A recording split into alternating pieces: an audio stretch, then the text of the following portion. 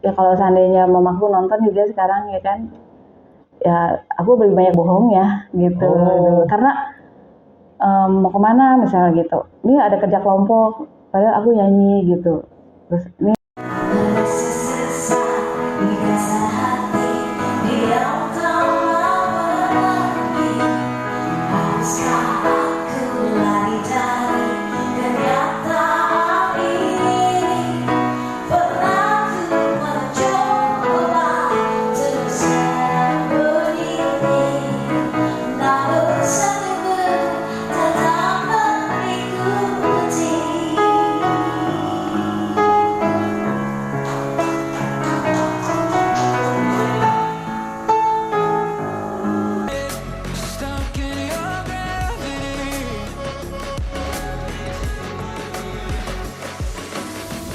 sama ibuku sih ya.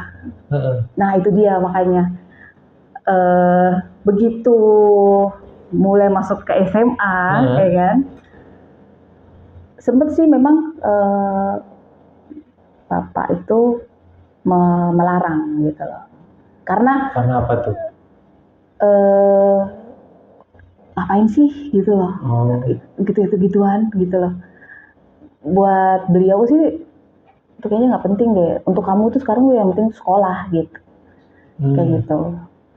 Jadi memang ada pro dan kontra. Ibu mendukung karena ibu tahu kan keinginan aku tuh aku tuh punya bakat gitu loh.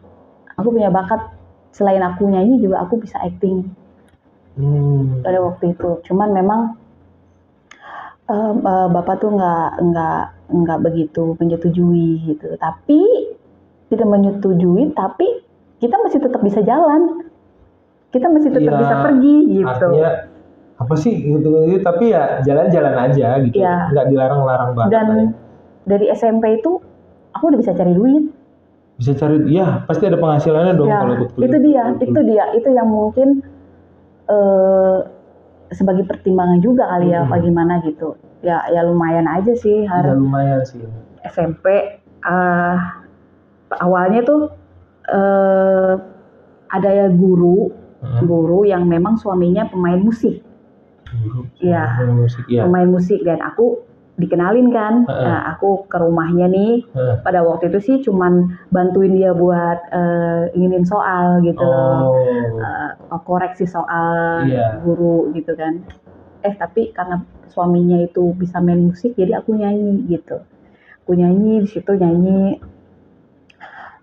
Suaranya bagus sih katanya gitu.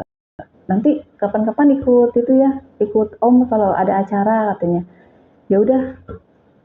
Jadi setiap kali ada undangan kayak acara 17-an, acara halal bihalal, aku selalu diajak tuh sama beliau tuh buat nyanyi. Terus aku juga pada waktu itu tidak mengharapkan apa-apa dan tidak nyangka aja kalau ternyata aku nyanyi abis itu tuh dibayar gitu loh. Dan uang pertama aku tuh aku dibayar berapa ya? Tahun berapa? 94, 5? Iya, itu tahun 94. Karena aku SMP kelas 2 waktu itu.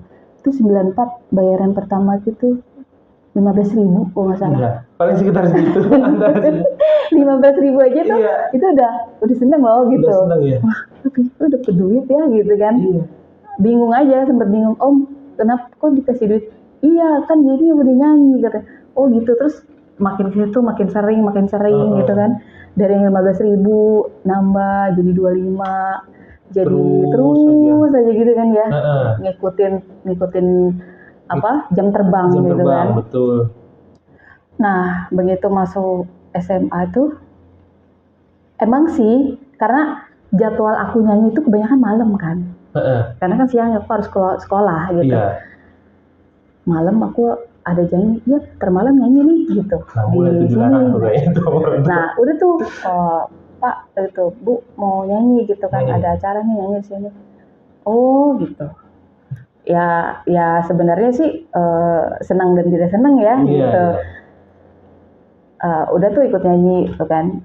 Nah begitu SMA itu mulai ekstrimnya itu, aku kan udah mulai banyak kegiatan tuh. Selain nyanyi juga kan itu tadi ikut sinetron. Jadi Iya. pas dari drama TVRI itu akhirnya aku berkembang tuh, jam terbang udah Iya, naik, udah makin ke banyak sinetron, tuh terus jadwalnya. aku diajak iklan. Iklan waktu itu iklan sarung cap gajah duduk. Sarung gajah duduk. boleh. Tahun Ya. berapa itu ya? Aduh.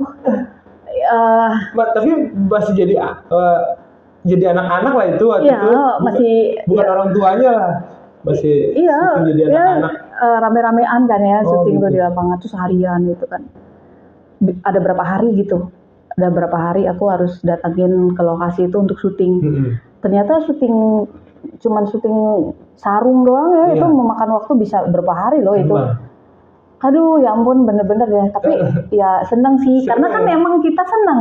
Iya, arahnya ke sana. Iya, karena kan yang kita apapun yang kita lakukan, kalau kita mencintai pekerjaan itu pasti akan dirasakannya senang. Iya. Jadi walaupun capek, walaupun dari pagi sampai malam happy gitu loh. Itu yang ya mungkin emang aku senang di dunia itu. Padahal iklan cuma 1-2 menit tuh paling. Iya, makanya terus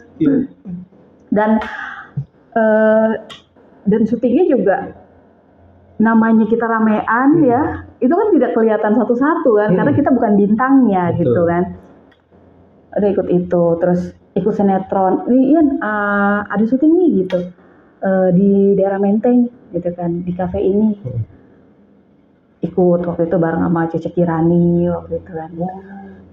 Terus di daerah BSD, pernah tahu nggak sinetron cerita cintanya Tengku Firman dulu sama pernah tahu saya pernah tahu. Iya. Itu aku main di situ juga. Main di situ pernah main sinetron. Iya. Jadi apa tuh? Bukan peran antagonis kan? Enggak, memang kita figuran, emang berawal memang dari figuran dulu gitu. Nah, pas lagi waktu terakhir itu aku syuting itu di Lebak Bulus. Di Lebak Bulus itu sama siapa tuh? Jumi Jola. Sekarang udah bebas loh dia. Udah lagi.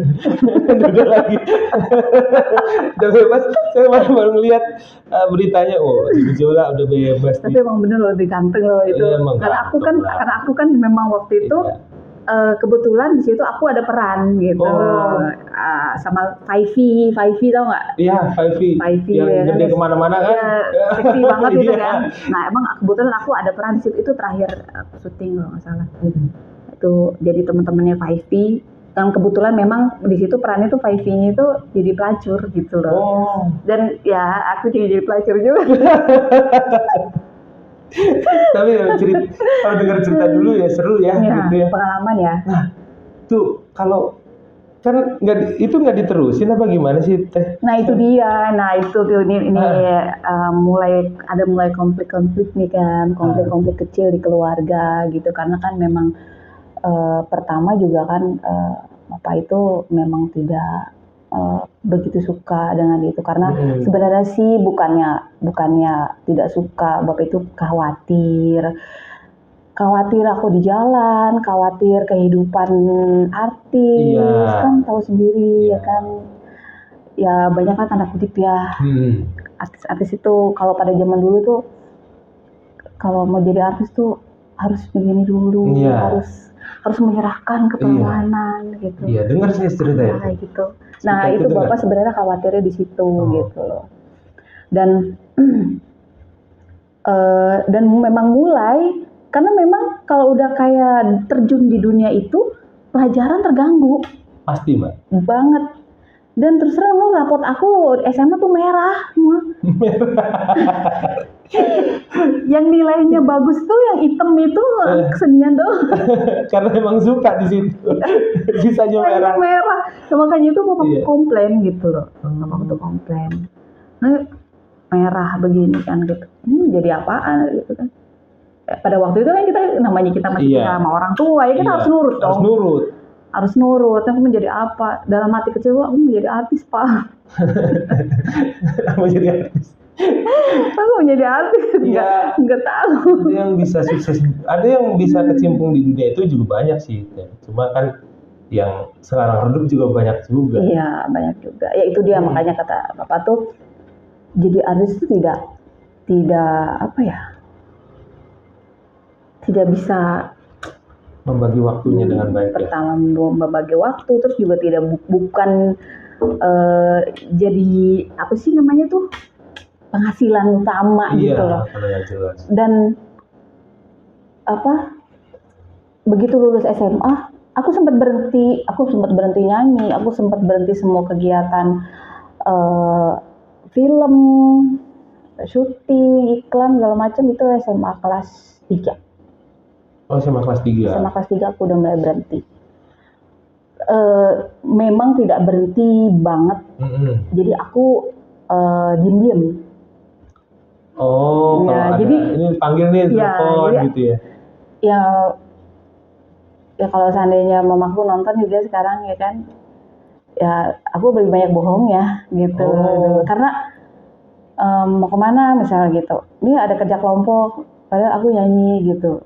Terus ini tapi kalau syuting gitu aku pasti akan selalu bilang sama dia karena aku masih butuh bukan untuk mendampingi gitu. Iya. Jadi selama proses syuting itu ditemenin terus tuh? Iya, sampai pernah waktu itu kita ada tawaran. Foto aku kebetulan juga menang di salah satu majalah. Nggak apa-apa kita sebut aja, gadis.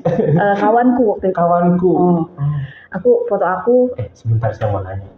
Bener nggak sih kalau mau jadi menang foto di majalah pada saat itu ya? Iya. Sekarang kan nggak ada majalah. Iya. Harus bayar dulu sekian juta nih misalnya. Oh, pada waktu itu sih aku enggak. Karena memang ditariknya itu karena aku punya prestasi. Oh. Jadi aku misalnya nih, aku menang lomba di mana nih?